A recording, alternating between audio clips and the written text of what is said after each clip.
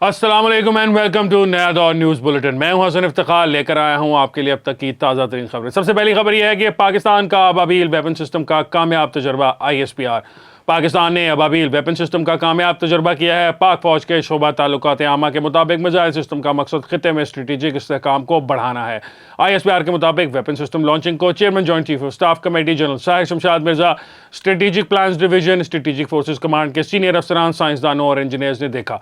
ISPR के मुताबिक इस तजर्बे का मकसद मुख्तलिफ डिज़ाइन, तकनीकी पैरामीटर्स और हथियारों के मुख्तलिफ निज़ामों की कारकर्दगी का जायजा लेना था। Chairman joint chief of staff Sahir Shamshad Mirza ने कहा कि कामयाब तजर्बे में ताउन पर तमाम लोगों की तकनीकी सलाहियत, लगन और अज़म को सराहता हूँ। अलावा अजीज सदर वज़ीर आज़म पाकिस्तान और सर्विसेज चीफ ने भी इस कामयाबी पर स्ट्रेटेजिक फोर्सेज के तमाम अरकान को मुबारकबाद दी। नवाज शरीफ के वकला ने हिफाजती जमानत के लिए हाई कोर्ट में दरखास्त दायर कर दी। नवाज शरीफ के वकला ने साबिक वज़ीर आज़म की हिफाजती जमानत के लिए दरखास्त दायर कर दी। साबिक वज़ीर आज़म नवाज शरीफ के वकला ने हिफाजती जमानत के लिए इस्लामाबाद हाई कोर्ट में दरखास्त दायर की, जो एवन फील्ड और अल अज़ीज़िया रेफरेंस में दायर की गई हैं। दरखास्त में मौक़िफ़ इख्तियार किया गया है कि अदालत के सामने सरेंडर करने के लिए हिफाजती जमानत मंजूर की जाए। केसेस का सामना करना चाहते हैं, इसलिए अदालत तक पहुँचने के लिए गिरफ्तारी से रोका जाए। दरखास्त में इस्तदा की गई है कि नवाज शरीफ खसूसी परवाज से इस्लामाबाद आ रहे हैं और वो 21 अक्टूबर को इस्लामाबाद लैंड करेंगे, लिहाजा अदालत तक पहुँचने के लिए हिफाजती जमानत मंजूर की जाए। इस्लामाबाद हाईकोर्ट के रजिस्ट्रार ऑफिस की जानिब से दरखास्तों पर कोई एतराज़ आयद नहीं किया गया और रजिस्ट्रार ऑफिस ने हिफाजती जमानत की दरखास्तों पर नंबर लगा दिए। वाज़ेह रहे कि साबिक वज़ीर आज़म नवाज शरीफ 21 अक्टूबर की दोपहर वतन वापस पहुंचेंगे, जहां वो मीनार पाकिस्तान पर जलसे से खिताब करेंगे। अगली खबर यह है कि लाहौर हाईकोर्ट ने हनीफ अब्बासी को एफिडेविट केस से बरी कर दिया। लाहौर हाईकोर्ट ने नून लीग के रहनुमा हनीफ अब्बासी को एफिडेविट कोटा केस से बरी कर दिया। लाहौर हाईकोर्ट की जस्टिस आलिया नीलम की सरबराही में 2 रुकनी बेंच ने अपील पर महफूज फैसला सुनाया और हनीफ अब्बासी की एफिडेविट केस में उम्र कैद की सजा के खिलाफ अपील मंजूर करते हुए सजा को कलअदम करार दे दिया। अदालत ने एफिडेविट कोटा केस में हनीफ अब्बासी को बरी कर दिया। एफिडेविट कोटा केस का पस मंजर यह है कि पाकिस्तान मुस्लिम लीग नून के रहनुमा हनीफ अब्बासी और दीगर मुलजमान पर जुलाई 2012 में 500 किलोग्राम एफिड्रिन हासिल करने का मुकदमा दायर किया गया था। एंटी नारकोटिक्स फोर्स ने हनीफ अब्बासी समेत मुलजमान पर 9C एक्ट के तहत मुकदमा दर्ज किया था। इस मुकदमे में हनीफ अब्बासी के अलावा गजनफर, अहमद बिलाल, अब्दुल बासित, नासिर खान, सिराज अब्बासी, नज़ाकत और मोहसिन खुर्शीद नामी अफराद भी शामिल थे। अगली खबर यह है कि इंटरबैंक में डॉलर मजीद महंगा होने लगा। इंटरबैंक में रुपए के मुकाबले में डॉलर की कदर में इजाफा हो रहा है। गुज़िश्ता रोज़ इंटरबैंक में डॉलर 20 पैसे महंगा होकर 277 रुपये 3 पैसे पर बंद हुआ था।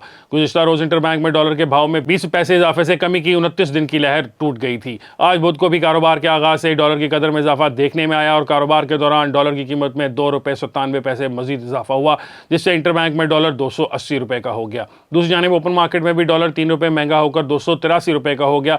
पाकिस्तान में 1 तोला सोना की कीमत में बड़ा इजाफा हुआ है।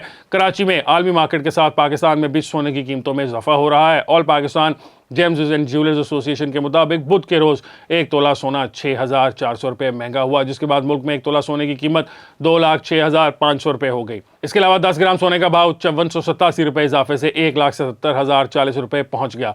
दूसरी जानिब आलमी मंडी में सोने का भाव $36 इजाफे से $1949 फी आउंस हो चुका है। वाज़ेह रहे कि 2 दिन कबल आलमी मार्केट के साथ साथ पाकिस्तान में भी सोने की कीमतों में कमी हुई थी और 1 तोला सोने का भाव 1,900 रुपये कम हुआ था, जिसके बाद 10 ग्राम सोने की कीमत 1,629 रुपये कम होकर 1,71,535 रुपये हो गई थी।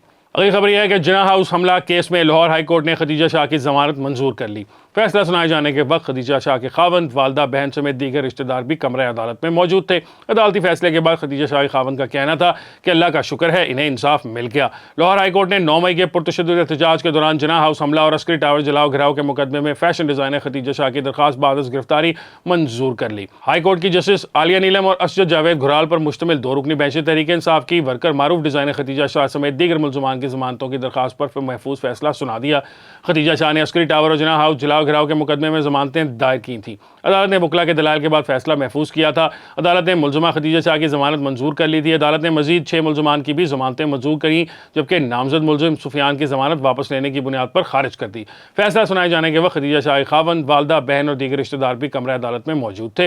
अदालती फैसले के बाद खदीजा शाह के खावंद का कहना था कि अल्लाह का शुक्र है इन्हें इंसाफ मिल गया। पुलिस हुक्काम का कहना है कि खदीजा शाह साबिक मुशीर खजाना सलमान शाह की साहबजादी हैं और इनके खिलाफ जिना हाउस हमला पर तमाम सबूत पुलिस ने हासिल कर लिए हैं। मुलजमान 9 मई को फ़ोन करके लोगों को बुलाती रही थी। खदीजा शाह साबिक आर्मी चीफ आसिफ नवाज जंजुआ की नवासी और साबिक वज़ीर ख़जाना सलमान शाह की बेटी हैं और वो मशहूर फैशन डिज़ाइनर भी हैं। अब तक के न्यूज़ बुलेटिन के लिए इतना ही है। इंशाअल्लाह से मुलाकात होगी एक और न्यूज़ बुलेटिन के साथ। मुझे हसन इफ्तिखार को दीजिए इजाज़त। अल्लाह हाफ़िज़।